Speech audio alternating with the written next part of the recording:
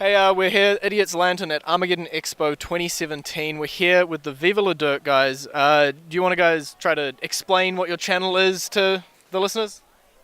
Wow. Yeah. Okay. Yeah, how to explain that? We are video content creators for gamers. Yeah, we just create random little skits and parody music videos, largely to do with gaming or games or more recent like retail stores. Just little skits that, largely set and made for geeks and nerds like we are. That, all caps, copy paste. Except I'm right and you're wrong. Wow.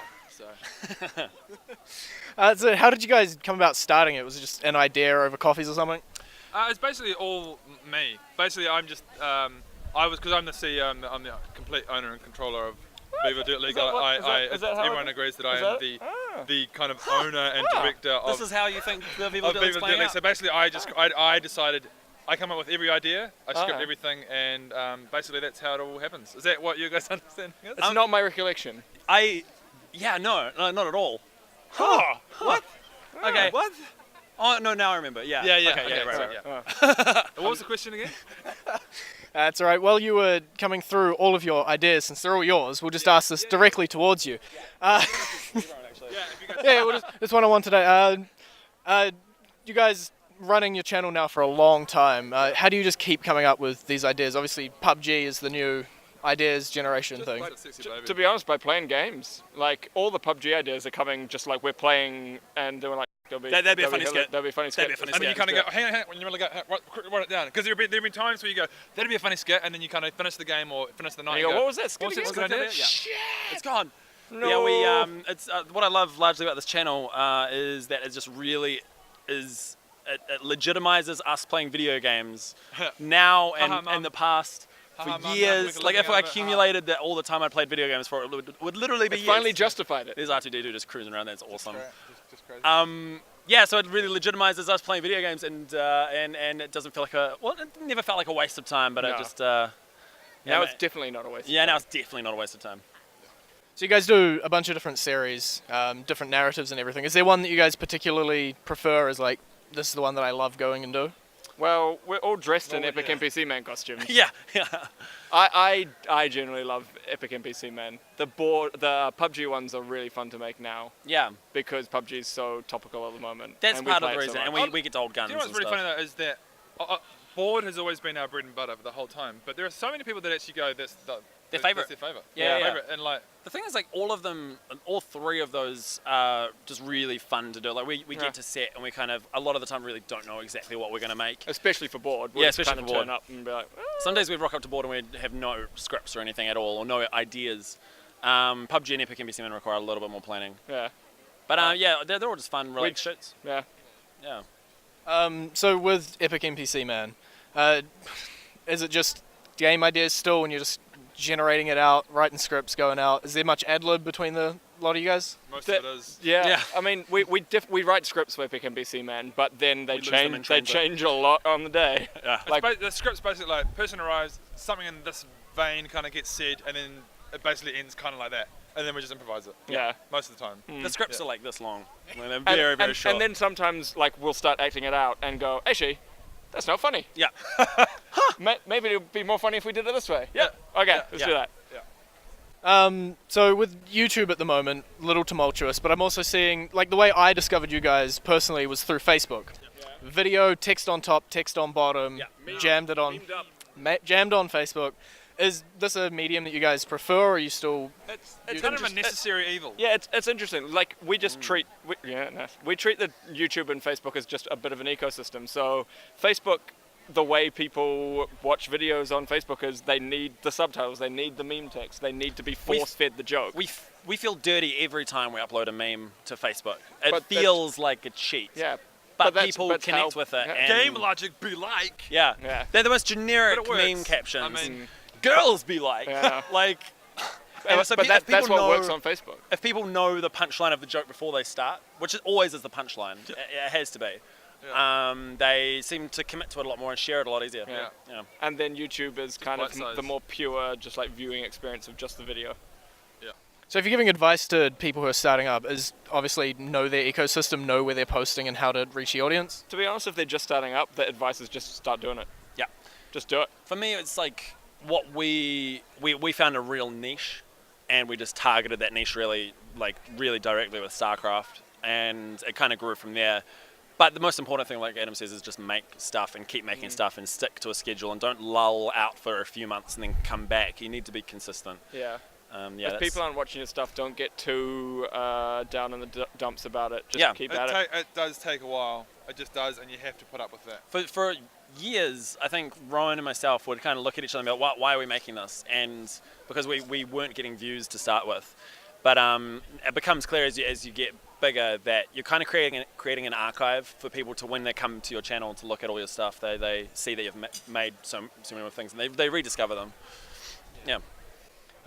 So people are starting off, make content.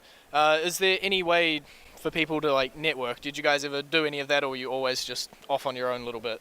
Well, it's difficult. There's not many gaming YouTubers in New Zealand that do the same thing as us. There's none. I mean, none really that I can think of. There's like, there are people that create. Armageddon in one skit. Yeah. And they're not in the same route. Like we got Brit involved in Epic NPC Man, but her channel and our channel are just totally different channels. So you can't exactly kind of. We just got her because she's a good actress. Yeah. It's difficult. It's a difficult one. Yeah, it's really hard. Like you can make little groups, and like as for example, like these costumes are from the Laughing Society. Yeah. That don't have a YouTube channel, but we've basically got a lot of really generous hookups about just things like costumes and things and working with in locations. But in terms of just like people who can promote us and make our stuff go viral, that's just luck, Reddit, time, commitment. Just keep going. Yeah. To get numbers, eyeballs. Well said. So talking about numbers, you guys got your silver play button at this point. How long till we get into gold? I want to say. I'm saying 3 weeks. Whoa! I'm sorry. We need to cut this video short. We need to go. We need to make 1 million videos. So to get to 1 million subs, if we're just over 200,000 now. I want to say a year. It definitely will be more than a year. I think it'll be more than a year, but I'd like to say that we'll be on 1 million. I reckon a goal will be 1 million within 3 years. Yeah. Hopefully sooner. When you're probably right, but I want to say a year. Yeah. I'll stick with you for that. Tomorrow. Yeah. Oh, it's cold. So Epic NPC Man at this point, everybody at this point's got a catchphrase. Were those ad libs or were they written into the script? Well, we wrote Nice Day for Fishing. Yeah. And we wrote Hello Adventure. Hello Adventure. Although Hello Adventure is never meant to be a catchphrase. It's not really a catchphrase. It's just the first thing I say every time I say anything. Yeah. Hello Adventurer. And what's my catchphrase? Screaming while on fire? Yeah, I think your catchphrase is being burnt alive. Yeah. Is that what mine is? Yeah. I guess. There must be a Barradoon line that's come about a few times. The shitty asshole of a town. Yeah. So what are the most well-known ones? Morning, Nice Day for Fishing. There's someone prowling around here. For the king! For the king! And then there's most recently these like It's finished. It's finished. It's only been said once though. It's only been said once, yeah. But it will be said more. And then there's also but it is bugger. Yeah. But it is bugger. That's a close one. Whoever's editing that, it's going to be like... May have to turn the volume down a little bit. They're going to be like, Or they'll be like, ooh, alright. So you guys produce 3 videos a week. Is there any point where the schedule's starting to hit hard? It's getting a lot of videos out and workload-wise. Yeah, but for me this weekend's pretty horrible. Yeah. So Monday's video. I've got to edit together a video for. Well, no, Rowan's doing the Mondays one, but we've got a little sponsored job, and we've got a PUBG skit that needs all the visual effects stuff done, and we're working on Wrecked at the same time, which is just a little bit of a nightmare. We're busy people. Yeah. Let's be honest. Holy Mother of Goodness. Yeah. Holy Mother of Goodness. Oh, it's cold. The wind's kicking up. Is it great to come to an event like this and be able to meet your fans? You know, there were people lining up for your meet and greet and coming out there to... We've never done it before. It's actually unreal. I've had such a ball. I want to go and do some more shit. Yeah. I love feeling famous. Yeah, got to drag this out as long as possible. Yeah.